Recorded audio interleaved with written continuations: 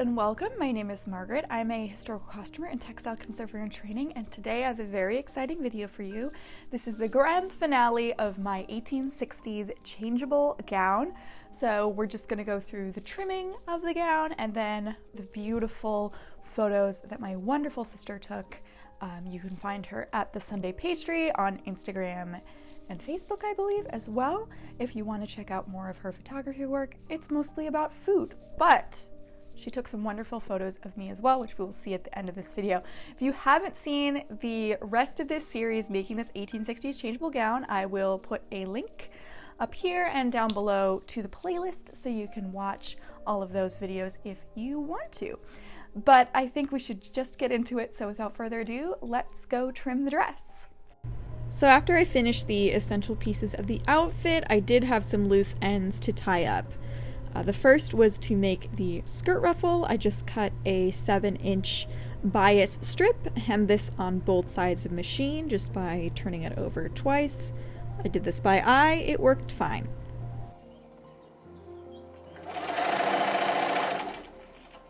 I then gathered the ruffle down by hand, which took forever.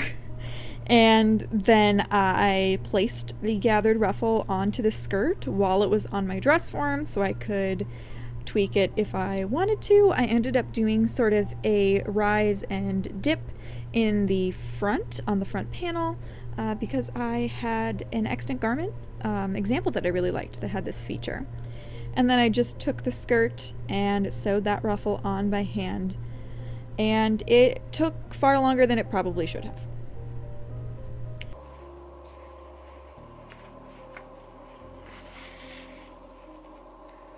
At this point, I also added the gold fringe by hand to both the evening and day bodice, which I didn't film a ton of because it's not the most interesting process to look at. And now it was time to move on to the hat. Hi. We are getting down to the end of this project, which means I have to make a hat. And I've never made a hat before. This is a new experience for me. So I have this pattern here. Where did I get this pattern?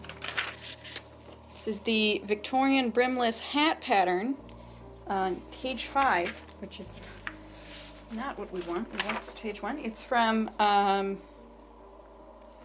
McMaster's. I forget where I purchased it from. I'll put that down below, I think. But we are going to make View B. So it's sort of brimless sloping Victorian hat situation. We have our millinery weight buckram, black velvet to cover it because this can work with a couple of different projects. I've got our silk taffeta just to line it. I've got hat wire and connectors. Scissors, obviously, and then I've got some trim. I've got this silk ribbon, I've just got some, polyester ribbon, and then I have these two black feathers, which I think will go real nicely. So let's see how this is gonna go. So first I cut the pattern for both of the bands and the crown out of the buckram, out of a flannel, out of the velvet and the taffeta respectively, and then I also cut the crown out of the silk taffeta as well. I sewed millinery wire onto both sides of the outer band, and then I took the flannel and sewed it around the outer band and repeated that process with the velvet to create a smooth velvet covered band. I then repeated that process on the inner band, but I used the silk taffeta instead of the velvet, and I did not put any millinery wire into that piece. I then pinned and pleated the crown onto the outer band, making sure that I pinned it to the bottom, and then I tacked that in place. Then I added the inner band inside of the outer band and flipped the crown up, and then attached everything into place with whip stitches. This process went pretty smoothly. The directions were a little bit hard to follow just because I had never made a hat before, but I think it turned out really well. I then trimmed this with that feather that I showed in the beginning clip, and I made up some tassels for both the hat and the dress. I made these tassels by just rolling a piece of the fringe, cutting it off, and then securing it with gold silk thread, both at the top, and then winding the silk thread tightly around sort of the base of the tassel, like you would on a button shank. And then I also made a long loop for each of the tassels to be able to secure them to the dress and the hat. I then moved on to the belt. This is just a belt band with 2 long fringed lappets hanging off the back of it. So I cut about a 3-inch bias strip and piped both the edges of this bias strip.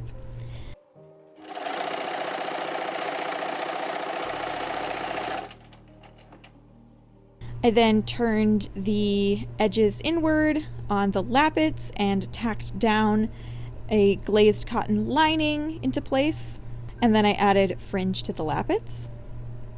I also did the same lining technique on the belt proper. I just folded in the piping edges, put in the lining, and then whipped it in place. And then I attached the lappets to the back of the belt and added some hook and eyes, and that basically finished it off. But I also made a rosette to go on the back. So I just did that with about 1.5 inch strip of satin fabric, and I just hemmed that all the way around. I pleated it into a rosette and just used tacking stitches to hold that closed. And then I attached it on the back of the belt with 2 tassels in the center. And that was it. All right, so I've been working on this for the entire summer, and I think it's done. I have the day bodice on the dress form behind me. I was thinking about potentially doing a little bit more with the skirt, but the fact of the matter is none of the options I have right now are particularly inspiring me, more than just the regular ruffle is. So I think I'm gonna pack this up finally. I was also gonna make some silk flowers to go with it, and I started that process. I don't know if I'm gonna put those clips in this video or not, but I don't know. It's just not particularly inspiring me. Maybe at a different time I'll put those on, but right now I'm gonna call it and I'm gonna say it's done because I have to get on an airplane. So that's gonna be fun. Let's see how this packs into a suitcase.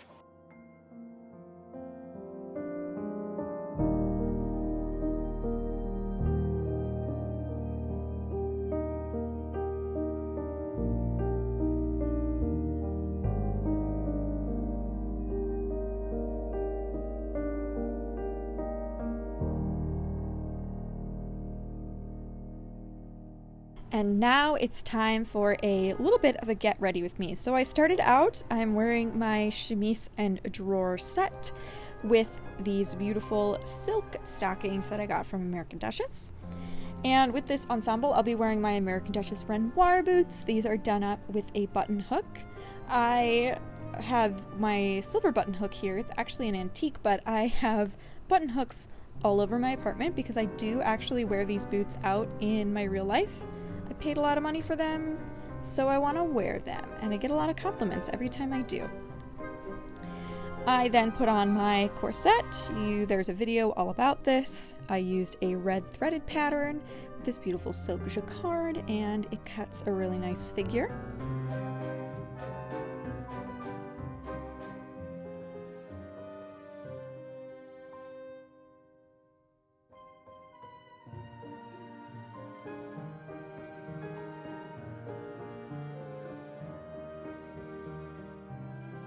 Next, of course, is the cage crinoline. The pattern and supplies were again from Truly Victorian. This actually traveled really well. I was very excited to see that it folded up into my suitcase quite nicely.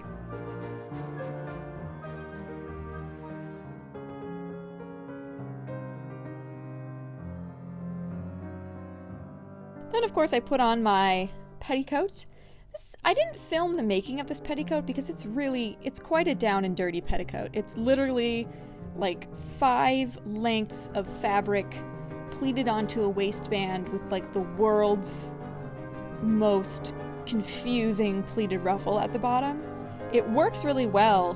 Basically, the entire point of having a petticoat on a dress like this is to sort of smooth out the ribs of the cage crinoline so you can't see them.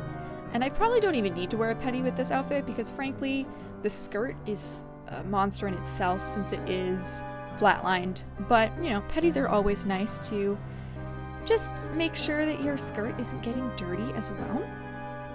So then I put on the skirt, truly Victorian pattern. There's also a video, well, there's a video about making most of these pieces, which you can see in the playlist down below.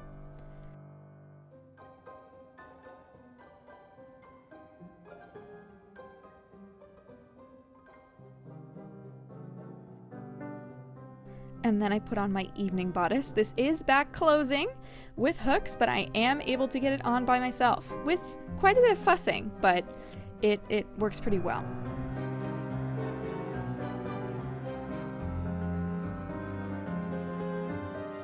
Then I put on my belt.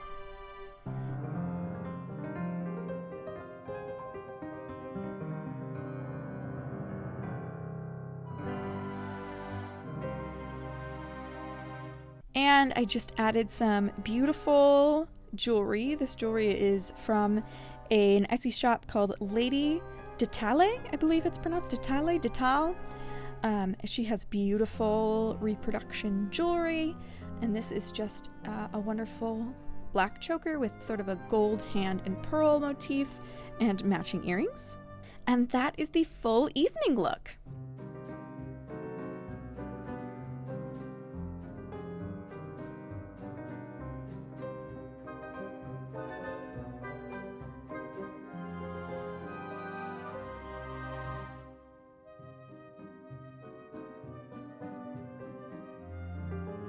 Now, this is a changeable gown, which means it can go from day to night and night to day.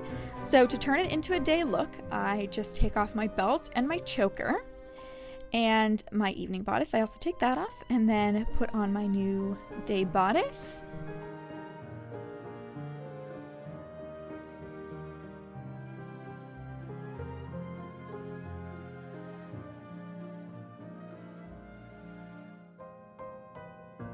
Slip on my snood.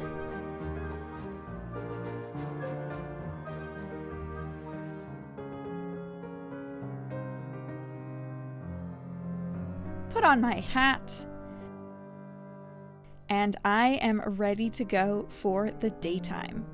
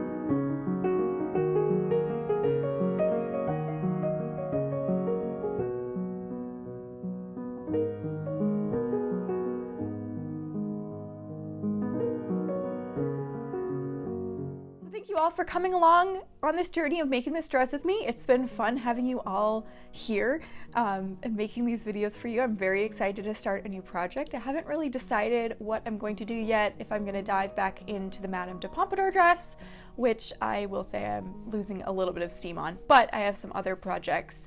An 1840s winter halter dress, as well as potentially making the gown that I worked on my other summer project. So we will see coming up here, even if, I might not even have time to do that because I am still in grad school. But I am very happy with this project and how it turned out. I absolutely love this gown. If I remade it again, I would make a couple of changes to the patterning of the bodices. I did it pretty quickly and I probably should have spent a little bit more time on that, but you live and you learn. Otherwise, I'm so happy that this is finally done, and I hope you enjoyed watching this series as well. If you would like to follow me on my other platforms, I'm on Instagram at costumeandconservation and on TikTok at costumeandconservation, and you can of course follow me along here on YouTube by pressing the subscribe button down below and liking the video if you liked it. Otherwise, I hope you have a fantastic day, and I'll catch you in the next one. Bye!